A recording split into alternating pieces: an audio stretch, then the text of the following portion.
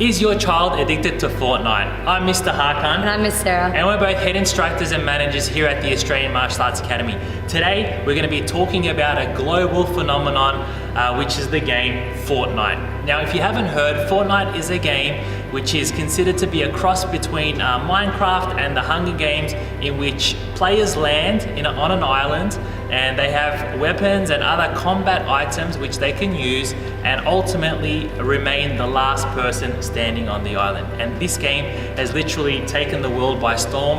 It's got dance moves that celebrities are doing all around the world, but there are some things that we need to be aware of. The players love how they're able to play with their friends or real life people. Yeah. It's a really big thing that draws them in because their friends are playing, they want to be able to play at the same time. Definitely. They also love that they're able to build, and there's that challenge of consistency to learn to improve your setup. There's a strategy behind it in which kids really enjoy working with their friends and looking to achieve those objectives that the game is set out to do.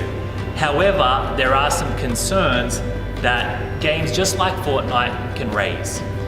There are concerns with young children spending more than 1 hour in front of a screen and the health outcomes that it has on that child.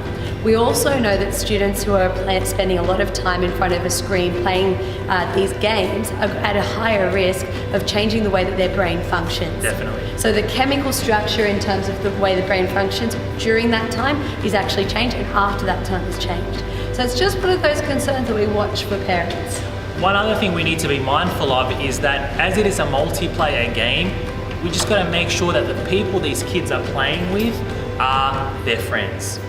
There's the concern out there that you could be 8 or 9 years old playing this game and you can be playing with a 40-year-old person. Definitely. So you just have to watch that the person that you're playing with is actually speaking in the appropriate language because they can communicate between each other. So I guess there's a few key points that we've learned from discussing this and researching with other parents and online. So some suggestions that we want to present to you all is to ensure that if your kids are playing this game, provide them with structured timing in which they can play around. Now, what do we mean by this, Miss Sarah? So it means set a times, at 4 o'clock, if you come home, you pack away your bag, you have a little snack, you've done your homework, from 4 o'clock to 4:30 you can play on these number of days. And it's not a reward system, it's just part of their structure that they're doing, and it means if they have enough time to fit it in and it's their leisure time, then they're able to do it. And we always find that this is more successful than saying, okay, well now today you can have 30 minutes and today I want some more time so you can have an hour, in which case it becomes that bargaining between parent and child. So it's important that once those parameters are set, we stick to them so that kids know that that's the absolute time they have on their devices. The next thing to be concerned about is to ensure that you co-play, you conversate with your child, and that you are aware that it's a controlled environment to which the child knows that you're observant of what they're doing, you know how the game works, and you're pretty much involved in that aspect of their life.